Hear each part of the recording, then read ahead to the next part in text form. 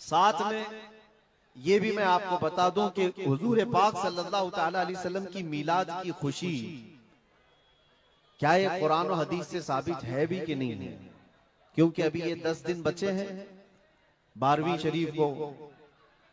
एक बात कान खोल करके सुन ले, मैं कुरान और हदीस की दलाइल की तरफ आता हूं बाद में, लेकिन एक बात वजाहत के साथ कहता हूं, हुजूर पाक सल्लल्लाहु ताला अलैहि वसल्लम की विलादत बासआदत 12 रबीउल अव्वल शरीफ को हुई। असह रिवायात और अरजह रिवायात के मुताबिक हर साल हुजूर की विलादत की खुशी हम 12 रबीउल अव्वल को ही मनाएंगे, अगरचे किसी और की तरफ से, डिपार्टमेंट की तरफ से या पुलिस वालों की तरफ से जुलूस किसी और भी दिन निकलता हो, 12 रबीउल अव्वल को 12वीं ही होगी। हुजूर पाक सल्लल्लाहु ताला अलैहि वसल्लम की विलादत 12 रबीउल अव्वल शरीफ को हुई और ये कयामत तक डेट बदली नहीं जाएगी इंशाअल्लाह। और जो कुरान और हदीस की बात मैं अर्ज कर रहा हूं, सबसे बड़ी बात तो ये है, आप रसूल पाक सल्लल्लाहु अलैहि वसल्लम को खुदा समझते हैं या खुदा का रसूल समझते हैं? खुदा का रसूल समझते हैं तो फिर मीलाद मनाओ, इसलिए कि खुदा की मीलाद नहीं हो सकती, खुदा की मीलाद नहीं हो सकती, क्योंकि अल्लाह के बारे में अकीदा क्या है हमारा, लम यलिद वलम यूलद, वो ना किसी से पैदा हुआ ना उससे कोई पैदा होगा। अल्लाह किसी से पैदा नहीं हुआ और अल्लाह के पैदा होने की कोई तारीख नहीं बनाई जा सकती, उसकी मीलाद नहीं हो सकती। और रसूल पैदा हुए हैं 12 रबीउल अव्वल शरीफ को, आपकी माँ भी है और आपके बाप भी हैं और आपसे भी लोग, आपसे भी बच्चे पैदा हुए हुजूर पाक सल्लल्लाहु अलैहि वसल्लम से। तो हम पूरी दुनिया में हुजूर की मीलाद मना करके शिर्क को तोड़ने वाला अमल करते हैं, शिर्क को तोड़ने वाला अमल करते हैं। कोई हमारी तरफ जो शिर्क का फतवा देता है उसे कान खोलकर सुन लेना चाहिए। मीलाद मनाकर हम बताते हैं हम मोहम्मद अरबी सल्लल्लाहु अलैहि वसल्लम को खुदा नहीं समझते बल्कि खुदा का रसूल समझते हैं। अगर खुदा समझते या खुदा के बराबर समझते तो हुजूर की मीलाद कभी नहीं मनाते, क्योंकि अल्लाह की मीलाद नहीं मनाई जाती तो हम रसूल की भी मीलाद नहीं मनाते। दोनों को अगर बराबर समझते, नहीं, हम सुन्नियों का अकीदा ये है, मैं मानता हूं अक्ल वालो, मेरा मोहम्मद खुदा नहीं है, मगर दिलों में ये नक्श कर लो कि वो खुदा से जुदा नहीं है। यह हमारा है। रसूल करीम सल्लल्लाहु ताला अलैहि वसल्लम की मीलाद मनाना शिर्क को तोड़ने वाला अमल है, शिर्क को खत्म करने वाला अमल है। और आपको एक बात ये भी बता दूं, हुजूर अकरम सल्लल्लाहु ताला अलैहि वसल्लम की विलादत जिस दिन हुई थी पूरी कायनात में बहुत कुछ तब्दीलियां आई थी, जो सही रिवायात में मौजूद हैं, बहुत तब्दीलियां आई थी।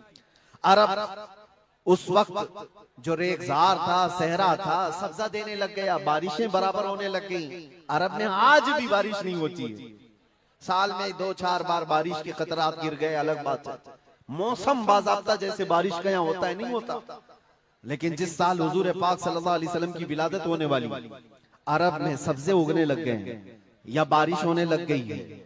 और उस साल जो हालात की तब्दीली थी, मुल्क शाम में एक नदी जो सूख चुकी थी वो अचानक जारी हो गई, पानी भर आया। और एक नदी जो हमेशा बहती वो अचानक सूख गई। एक आतिशकदा था 1000 साल से जिसकी आग को बुझने नहीं दिया गया था ईरान के नुजूमियों ने, आतिश परस्तों ने, अचानक वो आग भी गुल हो गई। एक ही दिन में सब चीजें हो रही हैं। और कायनात में ये जो बड़ी बड़ी तब्दीलियां हुई थी, उस दिन एक और तब्दीली, बुत सारे औंधे मुंह गिरे हुए थे, जो 12 रबीउल अव्वल शरीफ का दिन था। ये सही रिवायात से मैं बता रहा हूं, बुत औंधे मुंह गिरे हुए। लेकिन एक बहुत बड़ा मसला हुआ था जिसकी तरफ इमाम अहले सुन्नत फाजिल बरेलवी रहमतुल्लाह ताला अलैह अपने शेर में इशारा करते हुए फरमाते हैं, क्या एक बहुत बड़ी तब्दीली ये हुई थी कि मुल्क फारस का जो बादशाह है किसरा, उसका किला इतना मजबूत था कि उसकी हिफाजत के लिए 1 लाख फौजी खड़े रहते थे, सिर्फ किले की हिफाजत के लिए। और वो किला इतना मजबूत कि उनका दावा था, उनका चैलेंज था कि इसको कोई तोड़ नहीं सकता, इसको मिटा नहीं सकता। लेकिन 12वीं शरीफ का दिन या सुबह के वक्त अचानक किले के अंदर जलजला आया और दीवार फट गई। और ऐसी फटी कि उसमें से एक आदमी जा सकता है, आ सकता है। आज भी वो शक शुदा दीवार के साथ किला मौजूद है इराक में। जिसको किलातुल किसरा कहा जाता है आज भी। अब आप अंदाजा करें 2000 साल से वो किला आज तक मौजूद है, तो उस वक्त कितना मजबूत रहा होगा। उस वक्त किले के अंदर जलजला आया और तख्त उलट गया, दीवार में दरार पड़ गई, वो दरार आज भी मौजूद है। बादशाह हैरान और परेशान। दूसरे दिन सारे नजूमियों को बुलाया गया और पूछा गया कि ये क्या माजरा है कि इतना मजबूत किला कैसे ये टूट गया, या इसकी दीवार में शगाफ कैसे आ गई है। तो सारे नजूमियों ने अपने इल्म के मुताबिक जो नतीजा निकाला, बादशाह से कहा दर हकीकत ये जलजला आम जलजला नहीं है, ये तेरी दीवार का टूट जाना ये आम सी बात नहीं है। हमारा इल्म ये बता रहा है कि इस रुए जमीन पर अल्लाह का कोई नबी पैदा हुआ है जो तेरी सल्तनत को खत्म करने वाला है।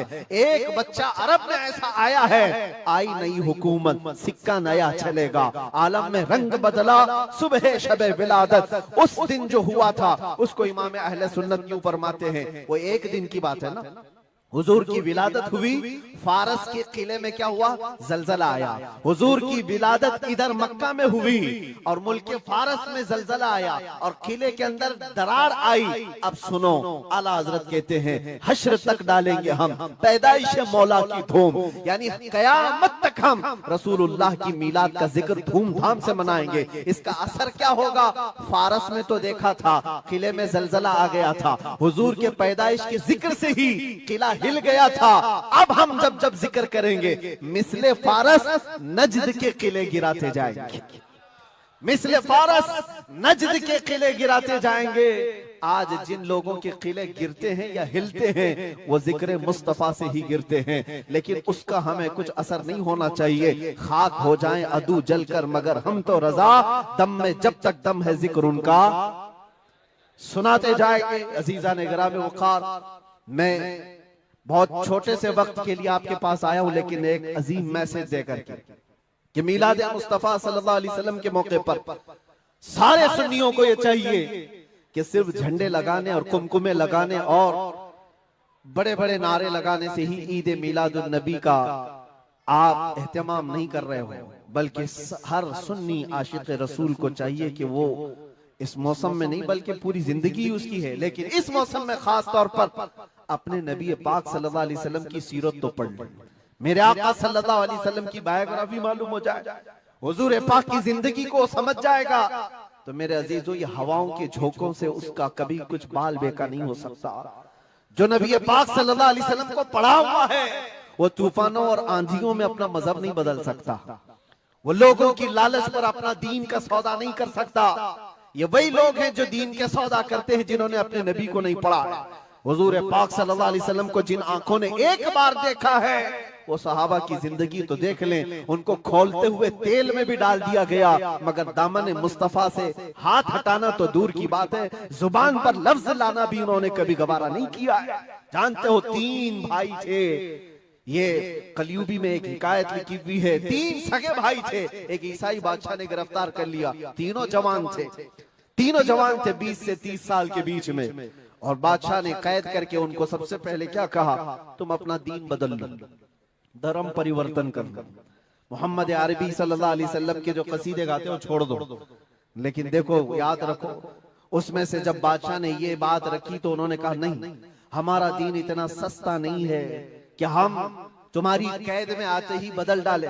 उसने कहा अगर तुम बदल लोगे तो मैं तुम्हें अपने वजारत में सिपाहियों में बड़े मनसब पर रखूंगा। नहीं माना, ठुकराया। बादशाह ने क्या कहा, इसकी सजा तुम्हें भुगतने के लिए तैयार रहनी होगी। तैयार।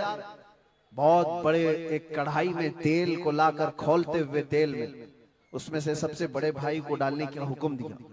बादशाह ने जैसे हुक्म दिया, जल्लाद आया और उन 3 भाइयों में से एक को उठाया और खोलते हुए तेल में डाल दिया।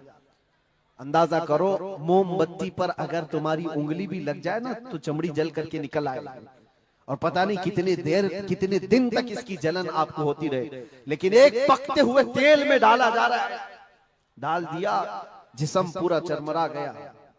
थोड़ी देर गुजरी, 2 भाई और मौजूद, दूसरे को बुलाया गया, देखा तुम्हारे भाई का हश्र क्या हुआ है, तुम अगर बादशाह की पेशकश को कबूल कर लो तो शायद तुम्हारी जान बच सकती है। दूसरे ने मुस्कुराया और कहा वही शायद उनकी ही जुबान थी जो बरेली से यूं आती है जिंदगी, ये नहीं किसी की किसी के लिए, जिंदगी है नबी की नबी के लिए।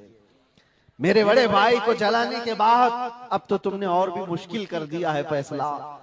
मैं इस बात के लिए तैयार हूं कि इससे बड़े तेल में भी मुझे डाला जाए, लेकिन जुबान पर मेरे मुस्तफा के दामन को छोड़ने वाली बात कभी नहीं ला सकता।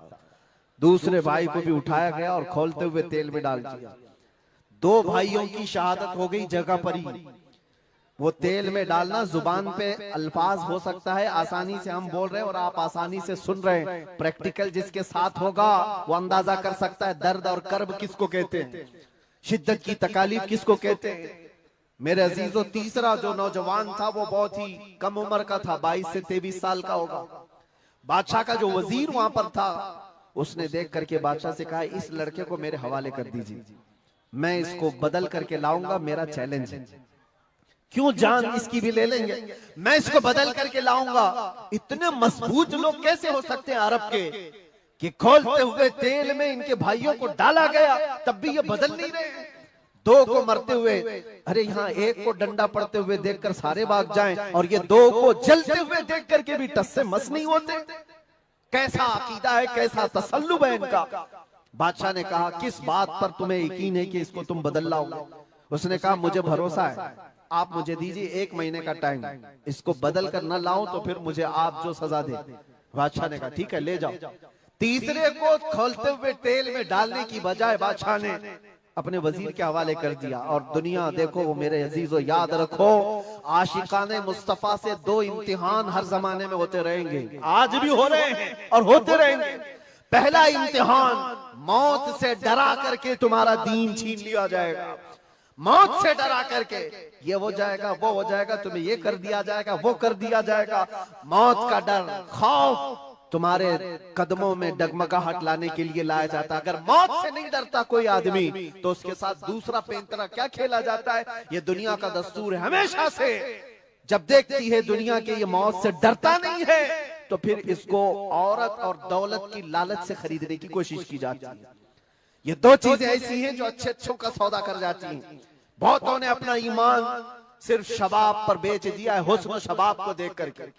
औरतों के दिल दादा हुए या दौलत के दिल फरेब हो गए और उन्होंने अपना दीन का सौदा कर लिया है। नौजवानों, याद रखो, तुम्हारी जिंदगी में अगर ये 2 इम्तिहानों में से कोई इम्तिहान आए, तो अपने नबी पाक को याद कर लेना, हुजूर को याद कर लेना, और अल्लाह के नबी सल्लल्लाहु अलैहि वसल्लम की बारगाह में ये इस्तिगासा कर लेना कि मेरे आका, बड़ा सख्त और कठिन वक्त आया है। दुनिया मौत से डरा करके कभी मेरा ईमान छीनने की कोशिश कर रही है, अगर उससे मैं नहीं डगमगाया तो दुनिया मुझे हुस्न शबाब की लालच दे करके अपनी तरफ लेना चाहती है। अब उस वजीर ने क्या किया, उस छोटे से नौजवान लड़के को अपने घर ले गया, और उसकी बेटी थी जो निहायत हसीन और जमील, बहुत खूबसूरत लड़की उस वजीर की थी। अपनी बेटी को बुलाया और कहा, बेटी तेरे लिए एक काम देता हूँ, 1 महीना हमको मिला है, इस नौजवान को अपनी मोहब्बत में, अपने हुस्न जमाल में लेकर के आजा, बादशाह सलामत से जो इनाम चाहे तुझे ला करके दे दूंगा। अपनी लड़कियां आशिकाने मुस्तफा को खरीदने के लिए कल भी भेजे जाते थे, आज भी भेजी जा रही है। हो सकता है बहुत सारी जगहों पर जो हमारे लोग मुर्तद होते जा रहे हैं, वो जो बच्चियां आज अपने दीन और ईमान का सौदा करके भागती हैं किसी गैर के साथ, और कहीं जा करके शादियां रचाती, वो ये समझती हैं कि ये कॉमन सी बात है। वो दीन बेचने वाले लोग हैं, उनका हिस्सा दीन इस्लाम में कुछ नहीं। कल कयामत के दिन देखना, तुमने अपने नफ्स की खातिर एक गैर मुस्लिम के साथ भाग करके निकाह किया, चाहे वो बेटी हो कि बेटा हो, अपने दीन से सौदा किया है और गद्दारी की है। कल कयामत के दिन मुंह तो अल्लाह को दिखाना है, हुजूर की शफाअत के बगैर तो कुछ होना नहीं है। देखना हश्र में जो हुजूर पाक सल्लल्लाहु तआला अलैहि वसल्लम के साथ तुम खड़े रहोगे कि हम खड़े रहेंगे, वो वक्त आने वाला है। उस नौजवान के साथ क्या हुआ, वजीर ने अपनी बेटी तो लगा दी, अल्लाह की पनाह मेरे अजीजों, हुजूर पाक का इश्क का एक कतरा भी जिसके दिल में आता है, ऐसी चीजें उसके पांव को नहीं डगमगाती, न कभी उसका ईमान सामान खरीद सकती हैं, ना उसके दीन का सौदा कर सकती हैं। वो लड़की रोजाना आती, रात के वक्त बैठ जाती, और ये नौजवान जैसी महसूस करता मेरे कमरे में अकेले तन्हा रहने के बावजूद वजीर की खूबसूरत हसीनो जमील बेटी, जिसके निकाह के पैगाम बादशाहों के औलाद से आया करते थे, शहजादे निकाह का पैगाम भेजा करते, वो लड़की मेरे पास आकर बैठ जा रही है। नौजवान क्या करता था, मुसल्ला बिछाया और सजदे में गिर गया।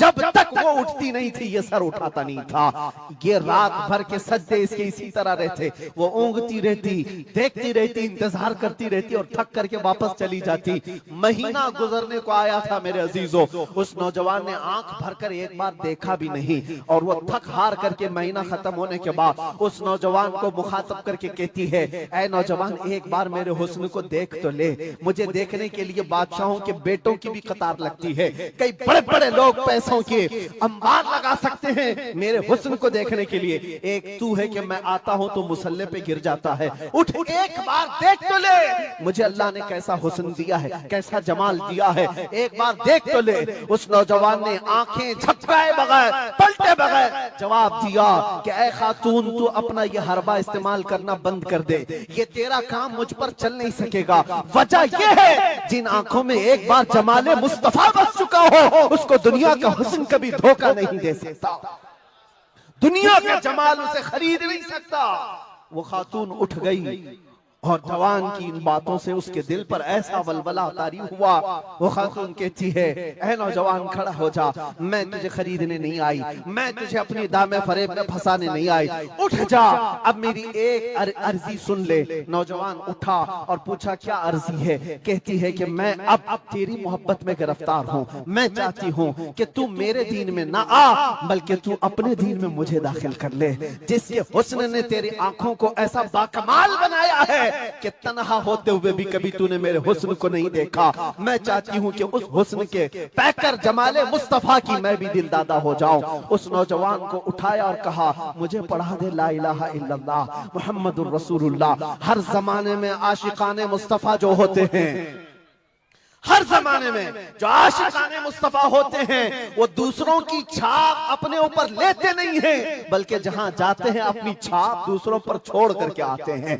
यही होती है जिंदगी आशिकाने मुस्तफा की। उस नौजवान ने उसे कलमे तैयबा पढ़ाया और उस खातून ने कहा, चलो यहाँ से निकलो, कुफरिस्तान से निकल करके हम निकाह करते हैं और साथ जिंदगी गुजारेंगे। तवज्जो चाहता हूँ, तवज्जो चाहता हूँ, ये मेरी बात को खत्म होने दो।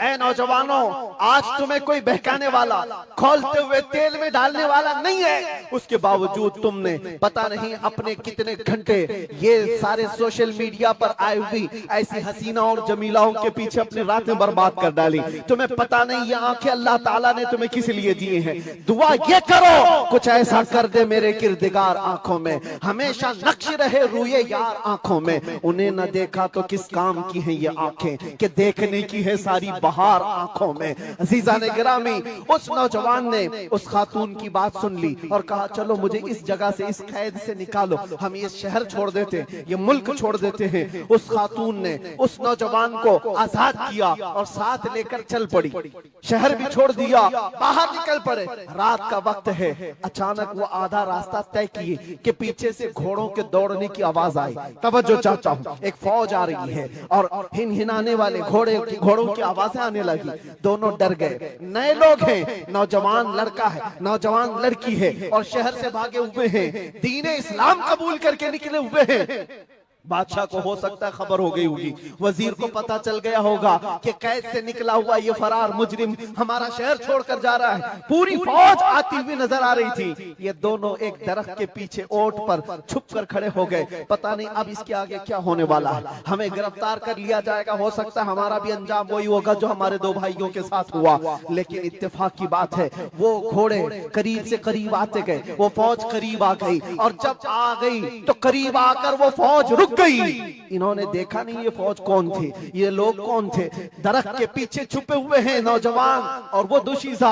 अचानक आने वाली फौज में से एक गरजती हुई आवाज आती है, नाम लेकर के नौजवान का पुकारा जाता है, ऐ फलां बिन फलां बाहर आ जा, बाहर आ जा। बाहर ये नौजवान आता है तो देखता है बादशाह की फौज नहीं है, वजीर की फौज नहीं है, बल्कि वो दोनों शहीद भाई घोड़े पर सवार है और सारी फौज में रसूलुल्लाह के वो शहीद सहाबा तशरीफ लाए हुए हैं। नारे तकबीर, नारे रिसालत। सुभान अल्लाह, बहुत अच्छा अछूते अंदाज में सुभान अल्लाह, अल्हम्दुलिल्लाह। बहुत अच्छा आपने बयान सुना मुफ्ती सलमान अजहरी साहब से।